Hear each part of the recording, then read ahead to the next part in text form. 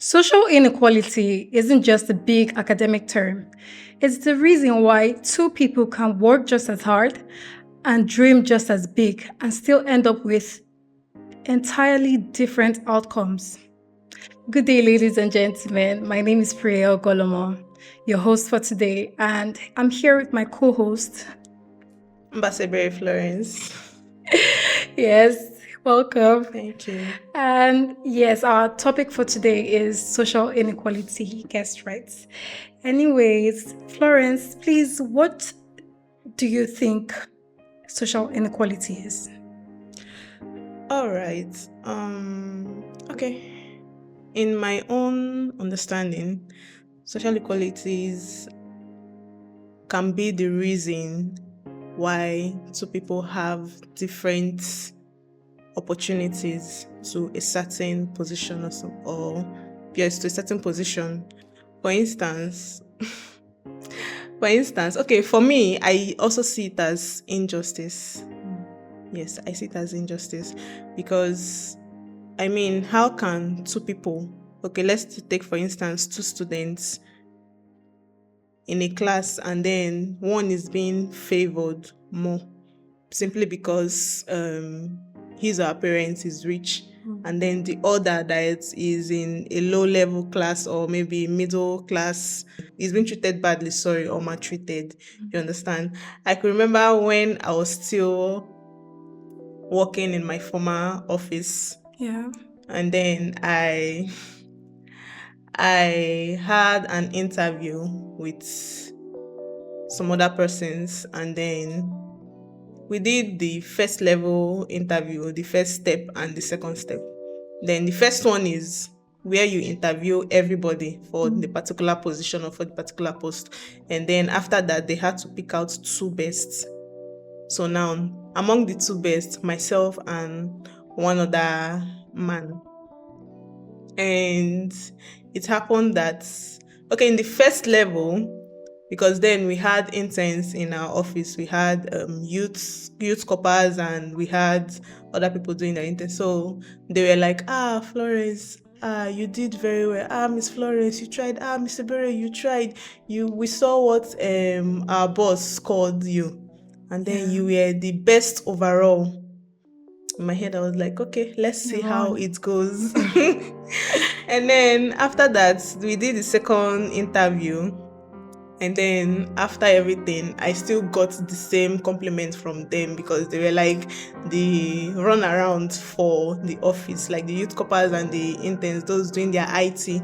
They're the ones that our boss normally sends to go to HR's office, take this document to her, take this to her, you understand? Yeah. So at least they saw the score. Yes, they saw the score, and then they still told me something that I scored overall best, this, that, the compliments and everything. And also the compliment from, because it was interview, like visual. Okay. Yes, and then it wasn't physical. And then also the compliment from the people I was talking to, they were like, the first thing they asked me, because they were seeing me but I wasn't seeing them. Okay. Yeah, so the first thing they asked me was like, are you a Nigerian? You don't look like a Nigerian. Yeah, because our MD then, he's not a Nigerian. And then he was like, you don't look like a Nigerian, you look like an Indian. That person was like, you look like a Chinese. So the way you talk, You look like a Chinese. Yes. Oh wow.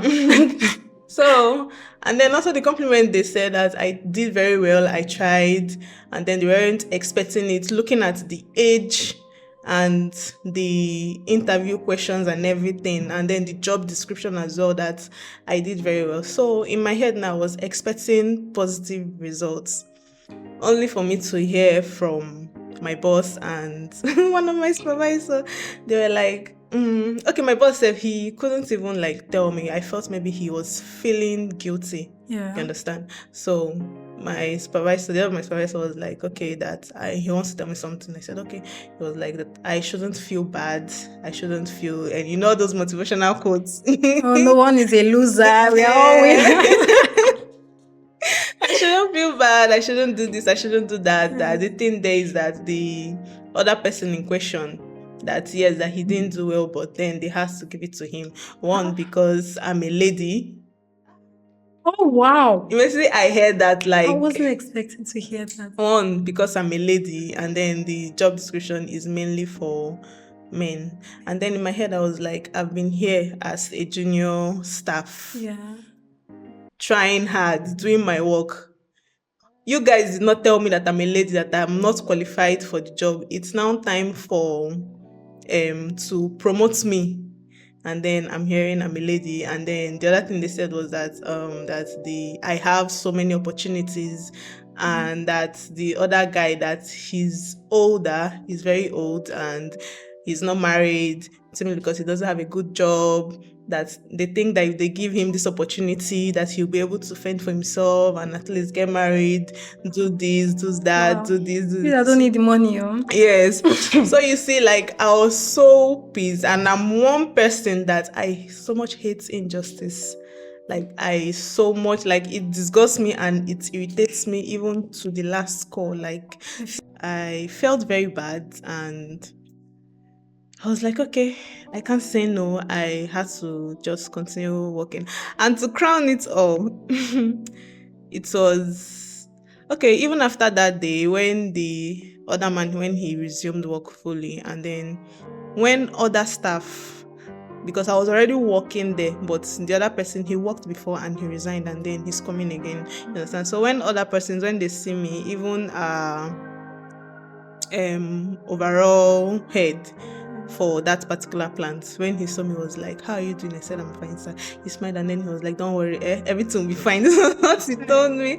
And then, sometimes even when I'm not like thinking in that direction, so when I just hear something like that, like, I will be so pissed, and then it will just demoralize my mood for that day. Like, I'll be so angry, because I'll be like, why is it that as a lady? Because I know that even during my youth service, I missed so many opportunities simply because they said I was a lady. Like, it was so annoying. And then other staff, they'll see me and they'll be like, don't worry, your time is coming. This, those kind of, in my head, I'll be like, sometimes when they even tell me that, I'll just walk away. I'll just walk away. Like, so man, that was so annoying. So I find it very displeasing when I see such situations, because for me, I try as much as possible. I don't do you're a lady, you're a man. As long as you can do the job, can you do the job? That's the question. Can you? If you can do it, then fine and good, you receive your pay. So man, social inequalities, it's so annoying. I feel you. I was even thinking that you were going to say, okay, this person was a Nepo baby. That was why. This is well. Anyways, I think there was this post like that was going viral a few days ago. Tunde had not posted it. Okay. It's a post of a lady. I think she is a fashion designer, and she trains other people. And this particular message that she put out there was a screenshot of her chat with a woman who wanted to enroll her child for her classes. And this woman gave her a list of the do's and don'ts for her daughter. She's like, oh, my daughter is not running any errands for you. Because, normally, people who learn fashion designing, I don't know if it's part of their training. Let me not put my mouth here because that's not my field. People do it. They send you to go get some materials and probably go buy water or something. The woman is like, you're not going to send my daughter on any errand. Said, my child is coming home by 4 p.m. And the lady posted it. I can't really remember what she was saying because I wasn't hearing her properly. I just read the text. At that point, I was tired, so I didn't have the strength to follow up. And I think the whole point of this was, why are you giving me instruction? And the woman sounded so rude. Yes, she just put it out there. She's like, my child is not doing this. If it's me, it's better you carry your child and train her by yourself. Because I think I have rules. Yes. She probably has rules that she is working with, and her other apprentices are working with those rules. But this woman is like, this is what I want for my child. And even when she asked for the price, and then the girl put it out there, like, okay, this is the price for The one was like, oh, that's cheap. I said the girl, the lady. That's She was like, cheap. that's cheap. I'm like, oh wow. Wow, in this life, have money. Anyway, in such case, I think maybe even if I should accept that particular student, at least I'll just beg God to abide by that rules. Because don't send my child on an errand, no problem. And then the only thing is that I think that particular child, except he or she has a fast and smart brain to learn and pick up, I think that child will not be able to mingle freely with her colleagues. Yes, because of those rules that the mother had to put up. Well, let's put out there. Honestly. Oh, so my next question here is why is it that some persons are rich and then others poor? Why do we have the rich and the poor? Why do we have the rich and poor? That's deep. Okay. I think it's not a personal decision per se. You cannot come to the world and say, okay, I want to be rich or I want to be poor. Nobody like suffer. You understand? So I think mostly it has to do with inherited wealth. Mostly it has to do with inherited most wealth. cases, yeah. Yes, mostly it has to do with inherited wealth, especially when your parents or you have a generational lining where wealth comes in, then you get to understand that you find it very, very easy to go into so many places and so many offices. Yeah. But then in most situations where you don't have any connection, you don't know anybody, I used to call it Imamadu in my dialect. I know what this does that person. mean? I know this Okay, person. oh. Yes, I am. So you don't have any connection, you don't know anybody, and then you want to go into a particular office, or you find it difficult except by the special grace of God. Yeah. So and then that's where stuffs like if you're not hardworking, for those that are poor, or let me just say low class status, yes, if you're not hardworking, man, it's going to be tough, because if you're not careful enough, you might just end up in poverty lineage. Yeah. Yes, so I don't think it's something that has to do with the personal decision. It has to do with inheritance. I think some people make the personal decision to be poor. Because sometimes, in most cases, yeah, some persons already have access to these things, to wealth, to connections and all of that. And some persons work hard, even if they don't have these connections. Their hard work shows, they work out and make sure they get this particular thing. So in some cases, some persons are just quite unfortunate. Their hard work is probably not paying off. They're probably doing something wrong. They don't have anyone to put them through. Yeah. And then there are some that have just decided that this is how I want to be. They're just I think they're okay with those people. They need deliverance with the way they are. No. Actually, no. I know some people. Are you sure? I'm serious. No. It's not like they will say it with their mouth. If of course, no one will say they want to be poor. But then your actions show it. Are you working towards it? What are you doing to get yourself out of this situation? You get. But I'm not going to mention names. Oh God. So, how does gender and race affect opportunities in different sectors? Okay, I think I'll still narrow this particular question down to my very first point about my office, because I love using myself as examples. So just like what happened then, they were like, okay, I think there are so many opportunities. The society at large, in fact, one thing they forget, or one thing they don't try to improve on, is trying to genderize some certain things in the society.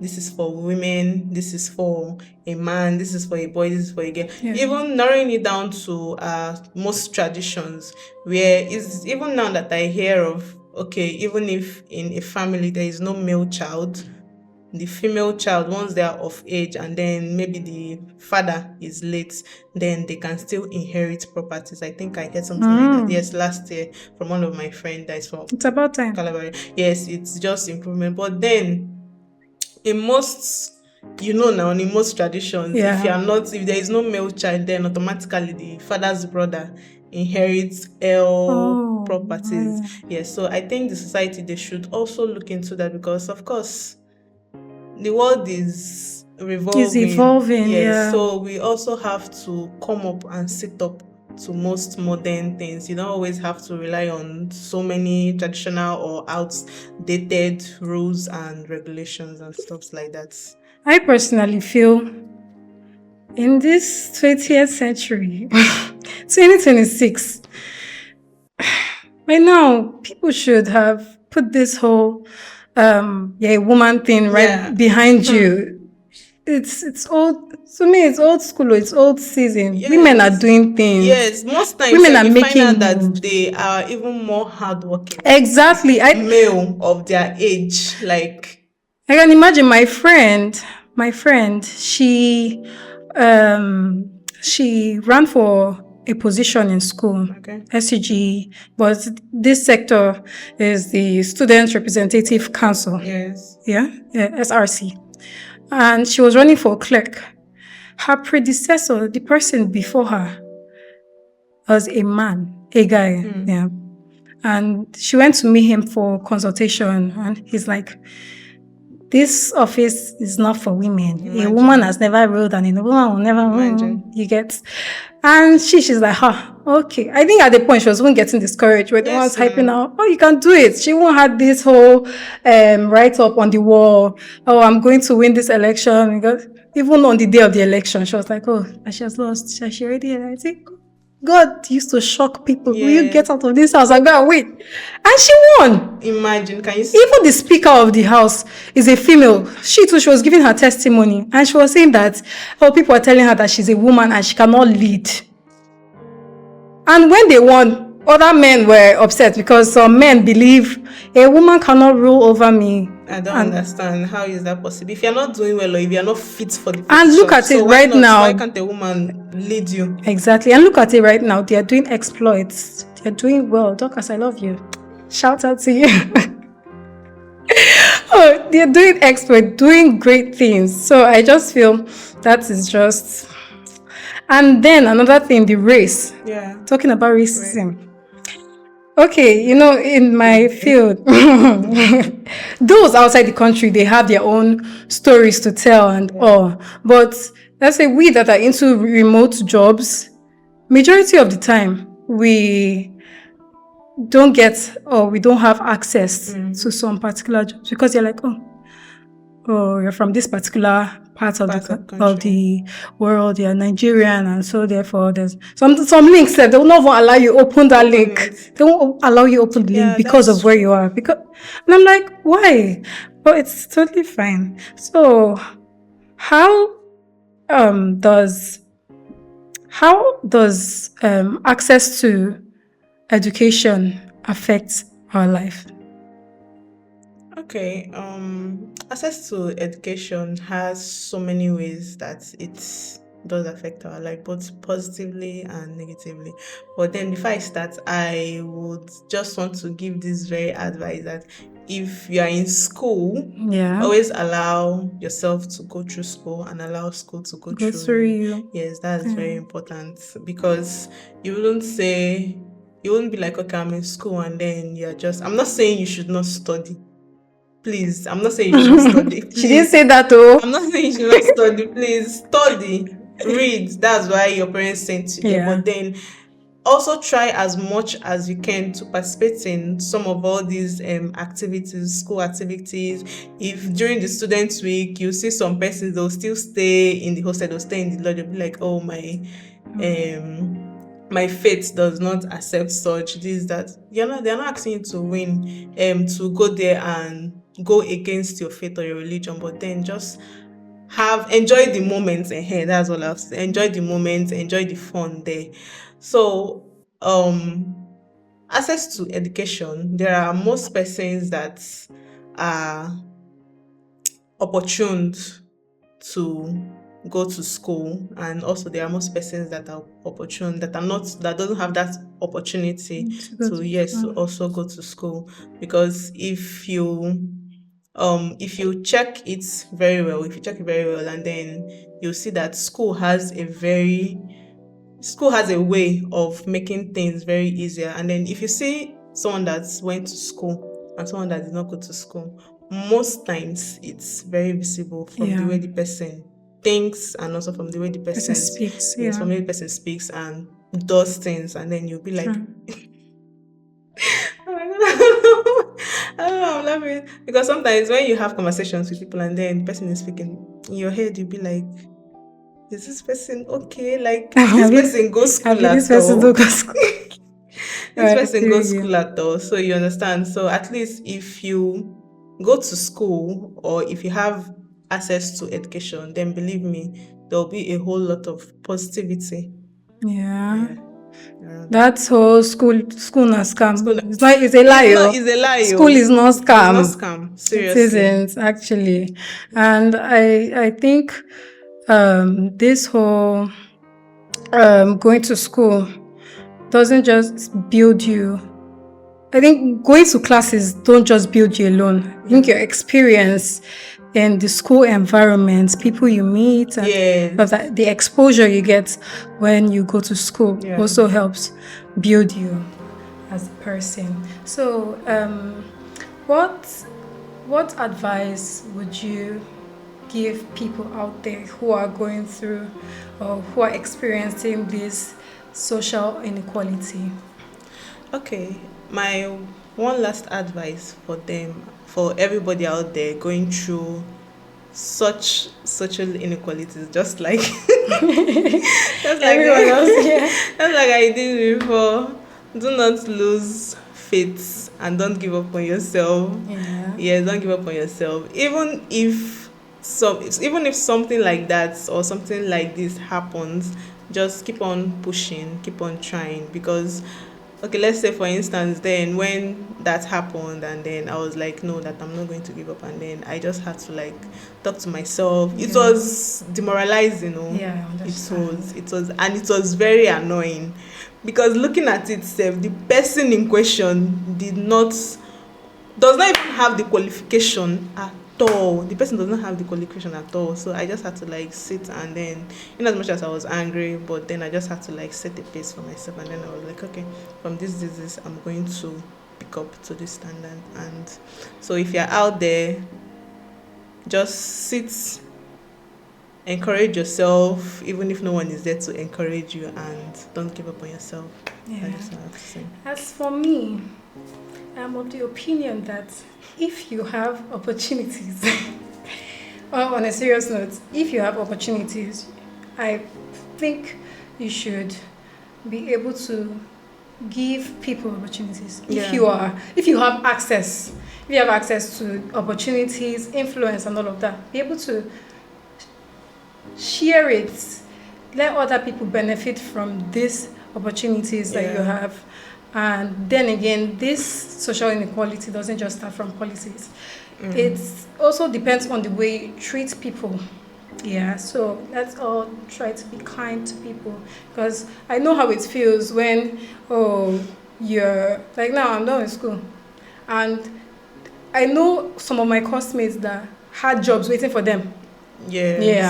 So you have some nepo babies. They already Yeah. have connection, as we Yeah. call it, connection. That as you're done like this, you are going to work. Yeah. And then there are others. I know some other persons who are still trying to find jobs, looking for a way around life, So like me. But then I feel just be kind to people, no matter the circumstance, and share the love. And if you have these opportunities, reach out to other people. Yeah. All right. Please don't forget to hit the like button. Don't forget to share this episode of DURA'S Voice podcast, because, of course, it's really going to serve a whole lot to some persons out there. Don't forget to hit the like button, share, like, subscribe on all our social media platforms at DURA'S Voice Podcast. Until next time, see you. Stay positive.